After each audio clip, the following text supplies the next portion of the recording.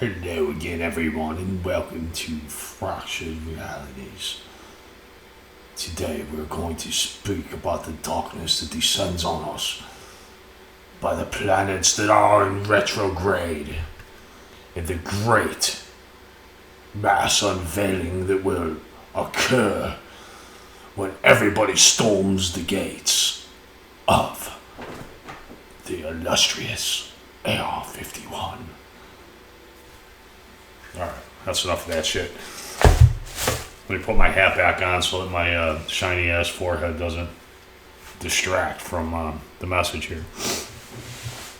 Okay, so everybody here has been talking recently, and you know, the internet's exploding about this whole. We'll start off discussing the whole AR-51 thing.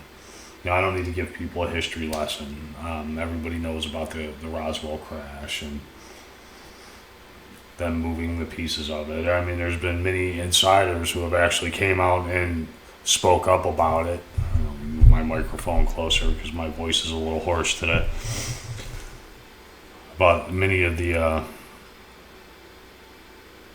supposed alien autopsies and experiments and backwards engineering of alien crafts.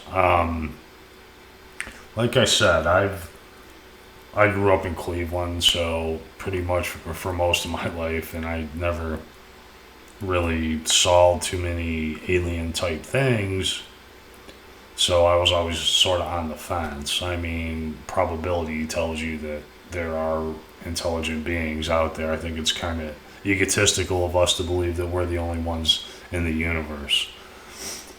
And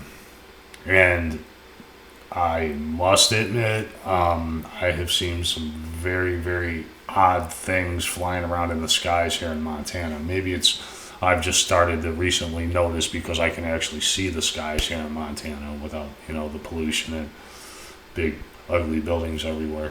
But, yeah, so kind of a little bit of an eye-opener, and I've been kind of looking into the alien thing. I haven't seen any aliens. I've seen things that I could identify as UFOs, unidentified objects, but are those some sort of drone apparatus, or perhaps are they some sort of military vehicle?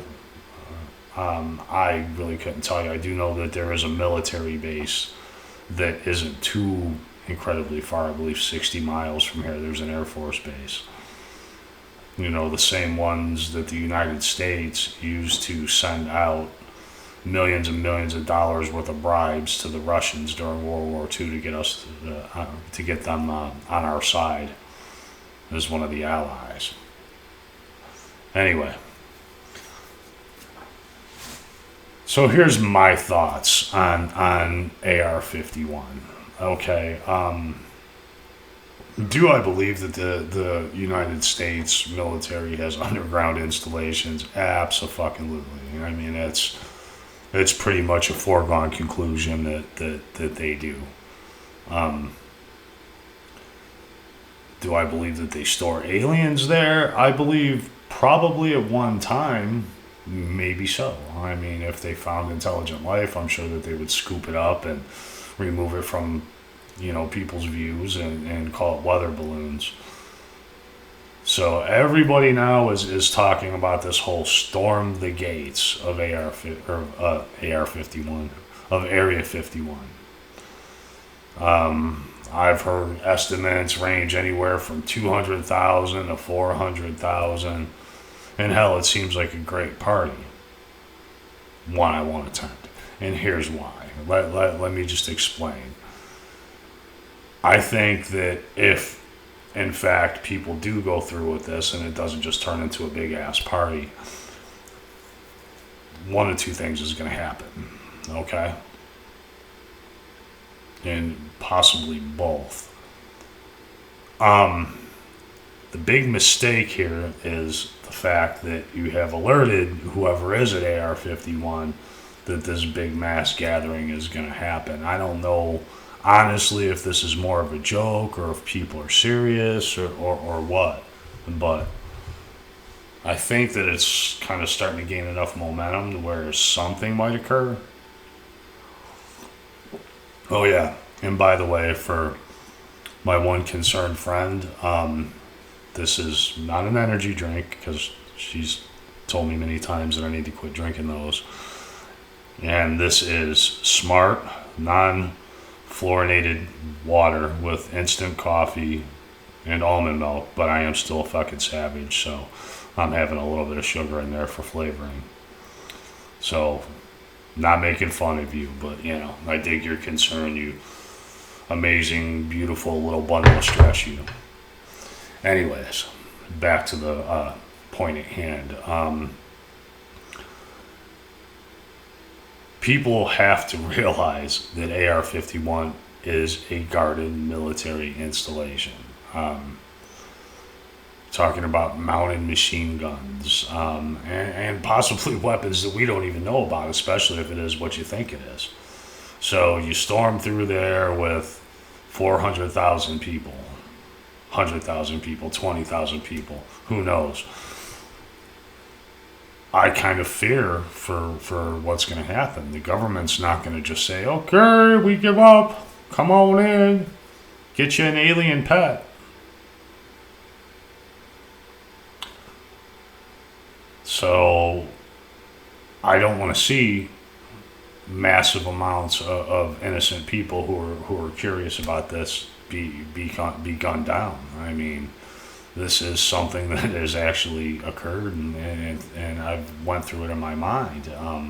Look at Wounded Knee. Look at some of the other shit that's happened. Look at the Waco compound.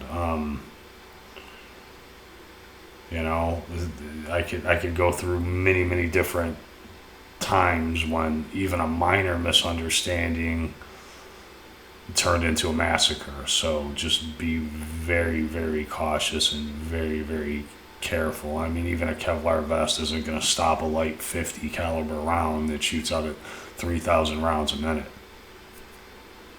So, I mean, if you do try to take it by force, there's going to be massive casualties, and I really don't want to see that happen to people. It seems like a good time, and it seems like a great idea, but at the same time, it's also a very dangerous one. And then, say, with this overwhelming swarm of people, you overtake the military, you remove their guns, you remove their ability to strike down the crowd, then you get inside. Then what you're going to find is an airplane hangar. Okay? And if they do have this Hangar 18 where the aliens, well, I'm sure it's not there anymore, and I'm sure that there's an underground installation. So you're going to need level upon level of security. I mean, I don't care if you have 500,000 people inside a hangar, you're not going to get through a secured door to an underground facility. And say, okay, chop off somebody's hand and get the thumbprint and the retinal scanner, which is a very morbid idea. I'm sorry, but I'm just going through every scenario here. And then you go down in there. Now, think about one thing. How long have people been talking about this and posting about this online? Do you honestly think that if they had something that would be incriminating or earth-changing or shattering, like alien corpses or actual aliens or alien spacecraft, that they would have moved it by now? Even if you do storm the gates and you go inside, chances are you're going to find absolutely nothing except a bunch of scientists and maybe some computers with encryption on them that you're never going to get through. So, I mean, what's the point? I mean, I do understand it. I understand that people want discovery. I understand that people want answers. And I've also heard people talking about storming the Vatican, storming this, storming that. If you want to make a real positive change in this world, storm the Federal Reserve. Storm the financial controllers of the planet. They're the ones who control the media. They're the ones who control the religions. They are the ones who control the economies. They are the ones who have you as a debt slave from the moment you were born to the moment you die. So get hip to that. Storm the Federal Reserve. Don't storm AR-51. It'll be a lot easier to shove your way through a few bankers than it is through a bunch of armed soldiers who are just sitting there trying to do their job. Just my thoughts. And I hope that doesn't get me a knock on the door from Uncle Sam. But anyway, that's one big thing, and that's really all I have to say about that. Have a good time, go party, do whatever you need to do, meet like-minded people, have a blast, but don't storm the gates. Please don't. I just don't think it's going to be worth it in the long run. You have to think about the consequences. And now, moving on to my second subject. Everybody's been talking about the retrograde cycle and especially the Mercury retrograde and how it affects people's emotions. For a long time, also like the alien thing, I was a skeptic on this. And at one point last week, it just hit me. I mean, I was filled with doubt. I was filled with just every shitty, nasty thing anybody's ever said to me went flashing through my head. Every horrible, worst case scenario ran through me, and I was drained. I was tired for like 2 straight days. And it was a brutal time for me. I don't know any other way to put it. It was all mental, of course. I mean, physically I was fine. I worked. I still functioned as a human being. But man, it was depressing. It was sad. And I've noticed several of my other friends too that have went through this. And my belief is this. Once you start opening your eyes and you start learning more about the natural world and the true essence and the true being of things, also you become a bit of an empath. Now, I'm not saying that I'm psychic or that I have any special abilities, but I do pick up on people's emotions. And with the retrograde, it definitely spiked emotions. That's a good way to put it. Good, bad, mostly bad. I mean, a lot of people are having a rough time right now, rough time in relationships, a rough time with self-doubt, just a rough time in general with jobs. I mean, I had one person quit where I work this week, and others just, I don't know. It's been a crazy time. So it does truly affect us, whether you believe in it or not. And basically, what a retrograde is, if we're talking in terms of scientific terms and not astrology, for all my Muggle friends out there,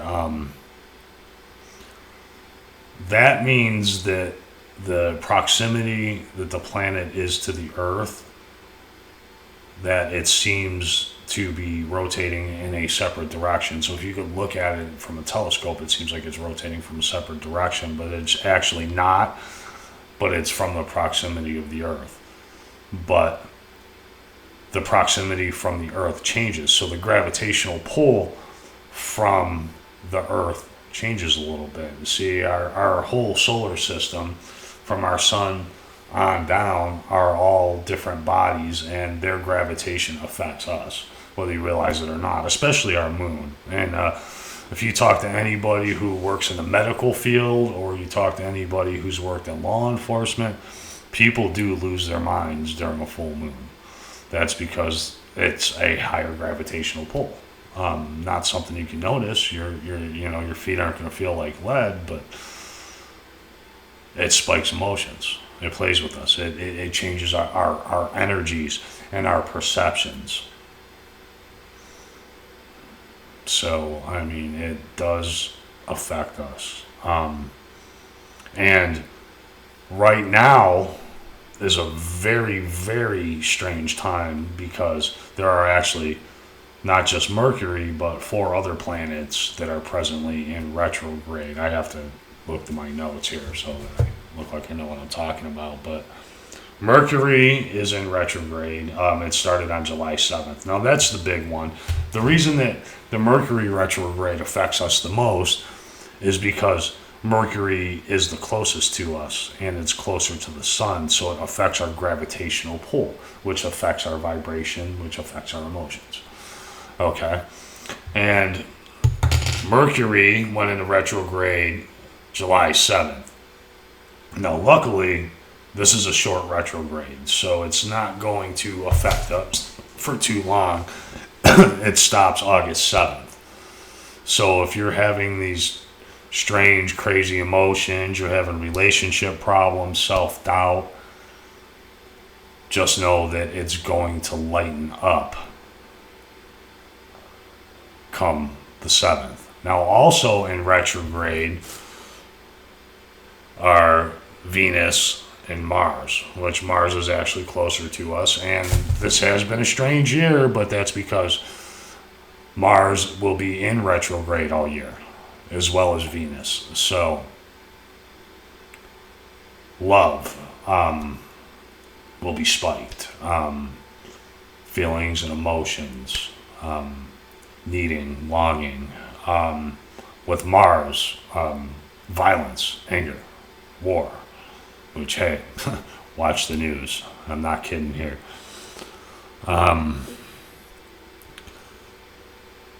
You also have Neptune in retrograde, which has been from the beginning of the year, and that goes until November 27th. Well, that doesn't necessarily affect us as much as the polarity from Neptune affects the ocean life. So, strange things, fish washing up on shore, fish dying, things like that. And then you have Pluto, which is also in retrograde until October 3rd. So, I'm not really sure too much how Pluto would affect us, but it's basically mostly the Mercury retrograde that comes into play against us and our emotions. Like I said, it hit me with like a ton of bricks. I didn't expect it, but I was like, I went into a very, very dark mood there for a few days. And this happens to me every few months, once a year, twice a year, you never know. But yeah, it hit me hard a few days ago, but I worked through it. And what did I do? I just took my mind off things. I occupied myself. I played video games. I talked to a person that makes me happy. I went the very next day after it hit me full force, and I got my gym membership back. And ever since then, I've been trying to work out every day and get myself back in shape. Healthy body, healthy mind, healthy spirit. I also meditate. I take my Ormus, my subatomic gold. I've been eating healthier. I've tried to cut back on caffeine quite a bit, nicotine. I do still smoke, unfortunately. I'm working on that. So, that's going to be the next step. I'll be really in an interesting mood when that happens. But so basically, just take care of yourself. I'm not saying that people aren't speaking their minds or exactly what they feel, but people are speaking from a heightened sense of emotion during this time. So they're going to say things that they might regret later, or overinflate their feelings or anxieties or whatever.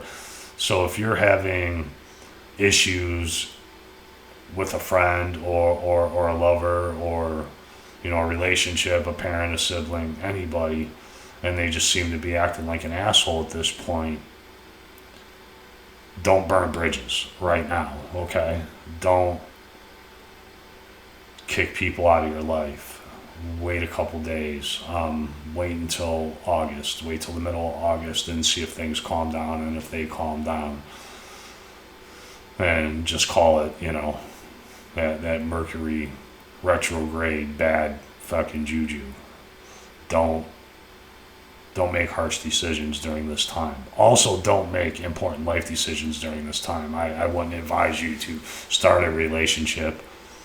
I would not advise you to try to reconcile an old relationship or start talking to an ex or drunk dialing people, which I've heard numerous people doing during this retrograde because they're sad. They're doing inner reflection and they think about somebody that they've lost or somebody that isn't in their life. So the texts start. And I wouldn't really commit to something like that at this time. Like I said, give it time. Make sure that it's not just this phase that we're in before you embark on a relationship or before you make life-altering decisions. Before you dump your present partner and run off with Scott from, 1995. Let's think things through a little bit. Even though you two have heightened emotions, maybe love's heightened, maybe hate's heightened, maybe people are just getting on your nerves and you don't understand why. You're just irritable. You just want to throw somebody through a plate glass window, and it's understandable. The polarity's pulling at you. Your vibration's getting lowered and your emotions are getting raised. So it's not just you. You are not crazy. You are not alone. We're all going through a time right now. We're all having cases of the feels. We're all having bad moments. But I just want you to know and relax, my friends, this too will pass. Like I said, don't make any life-changing decisions during this time. But take it easy. Find art, watch movies, listen to music, whatever you can do that's therapeutic for you. Make art, make music. Go sing, go dance, go work out. Do something creative. Take your mind off of it. Talk to other people about their problems. Sometimes removing self from the equation is also a good thing. So those are those are the things that work for me. I don't sing and dance, but yeah, the rest. Keep yourself occupied. Keep that day full. Keep your planner full. Don't spend too much time alone. Don't get lost in your own head. That can be a scary place sometimes, trust me. But like I said, this too shall pass. It is not doom and gloom. It is not the end of the world. It's just a phase. So, I love you all. Take care of yourselves. Go give somebody a hug. And stop worrying so much. Until next time, this is Jay Warner signing off. Peace.